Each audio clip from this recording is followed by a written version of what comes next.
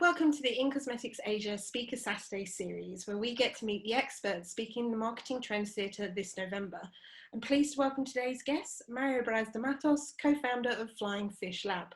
Mario, many thanks for joining us. Thank you. To start, can you give us a little bit of background for listeners who don't know about FlyingFish Lab? Certainly. We help clients grow in different areas by applying an approach that we call controlled disruption. Our approach overlays intelligent naivety onto the deep category expertise that our clients have in order to create new, unheard or unthought of solutions for that category. And we apply this across various areas from NPD to productivity, to brand, go-to-market, all the way to business model. Fantastic. And what's your role at the company? Well, I'm the co-founder of the company, as well as the approach, which was born out of a frustration originally with the status quo in so many markets and categories, something that we came to call the sea of sameness, which is when consumers can't tell you apart or don't care.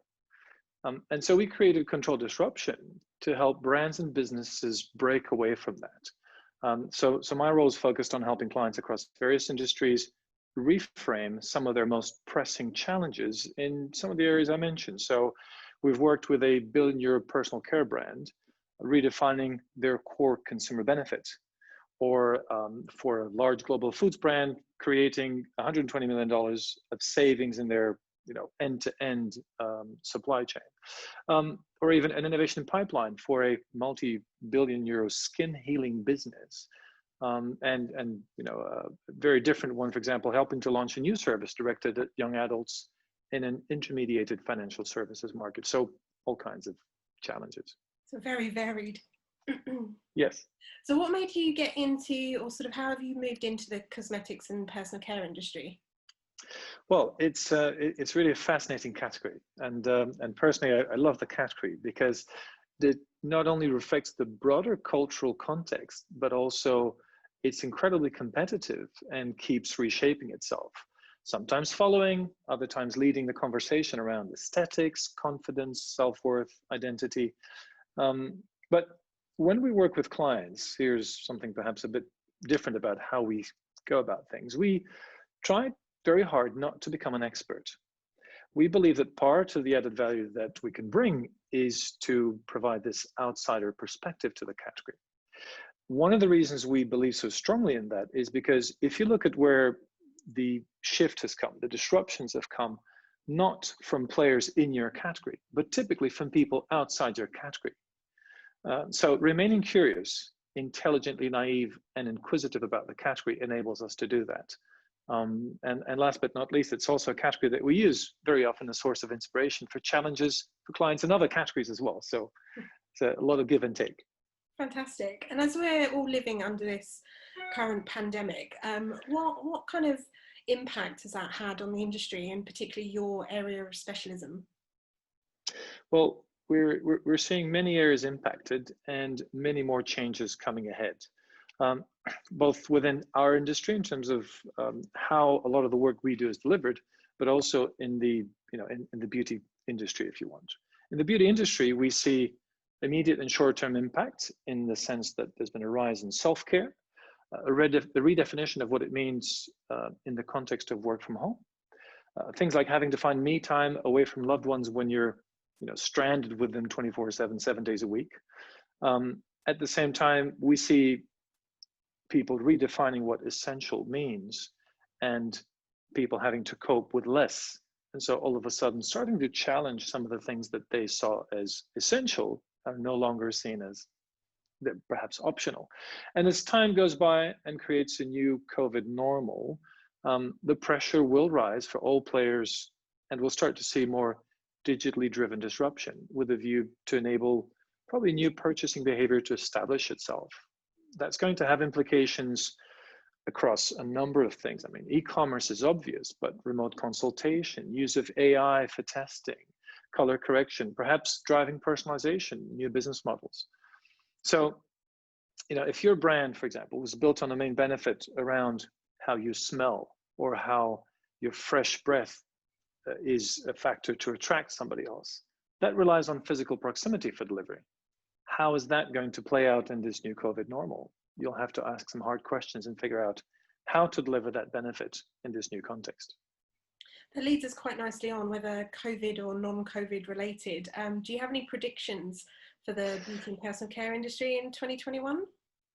Well, I think no one has a crystal ball, but we could probably safely say that 2021 is going to be a defining year in shaping the future of the beauty and personal care industry for many years to come, because it really is coming to a point where it's time to walk the talk.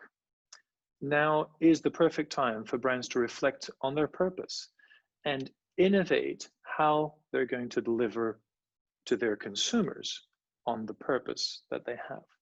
Young consumers are driving this change much harder than others, but it's coming like a tidal wave. For too long, the industry has gotten away with what some, maybe industry old hands might have called airy promises, vaguely related to their brand purpose. This will be no more. It won't be acceptable going forward. These the brands and businesses that think once the dust settles, things will resume and go back to the way they were, in our view, they're headed for failure and probable death. Things are not going to resume and pick up where they were. Those who manage to increase their meaning, in particular with the young consumers, demonstrate it in their offering and build around it the right business model, those businesses and those brands will thrive, and they will become the next titans of industry in our view. So a lot of change coming. Fantastic. We're obviously really pleased you'll be joining us at In-Cosmetics Asia this November. Can you give us a quick overview of the topic you'll be speaking about? Certainly. So I'll be speaking about the role of Gen Z and millennials in the beauty landscape's massive upcoming shift. The way these new consumers interact, digital first, the values that they look up to, purpose, inclusiveness, authenticity, and their overall expectations. This notion of hyper-individualization is absurd to people over 40. It's a given to people under 25. That means that the future will look very, very different to what the category looks like today. So the session will actually take the participants on a bit of a journey that will not just explore these disruptive forces behind the shift, but also offer them an outside-in perspective on the category's future, exploring questions that beauty brands and businesses should ask themselves in order to reframe this existential threat into a growth and transformation opportunity. Because you can either complain or you can take it as the springboard to change what needs to be done. Great opportunity. In regards to the topic that you'll be discussing, do you have any interesting statistics or perhaps an exclusive tips that might be of interest to our listeners? Well, I guess it's a tip or a suggestion. It's a little bit of default of the trade, so to speak. Most of the time, when people are exposed to something unexpected, when businesses see something unexpected happen, we focus on what we've lost, what is no longer available. I don't have any more revenue, customers are dropping out, no more face-to-face contact, whatever. But we seem to forget that many of the changes, even disruptions that have come by as success stories, had their origin in some kind of scarcity. So it's this old, glass half full, glass half empty kind of thing. Go back to World War II, and the scarcity of cocoa was what drove Mars to create the Mars bar. They replaced caramel with something they couldn't easily buy. It was too expensive to buy cocoa. That's an old story, but you take a modern one, and the reason why Airbnb was born is because there was scarcity of affordable real estate in San Francisco, and somebody set up a business to address that scarcity. So what new opportunities could you create by leaning into, not trying to avoid, the current environment and the scarcity that it has brought at different levels? Perhaps, inviting people to consider different possibilities. Fantastic. And finally, what are you most looking forward to about the show this year? Oh, well, arriving at In-Cosmetics Asia, I've always been keen to absorb everything, coming in with a very, very open mindset.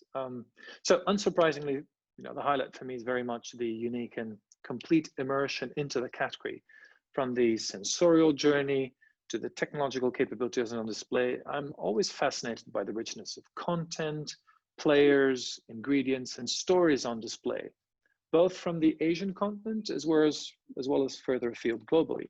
But you know, in a nutshell, I think I'd have to say what I'm most looking forward to this year is putting a human touch back into beauty and personal care safely.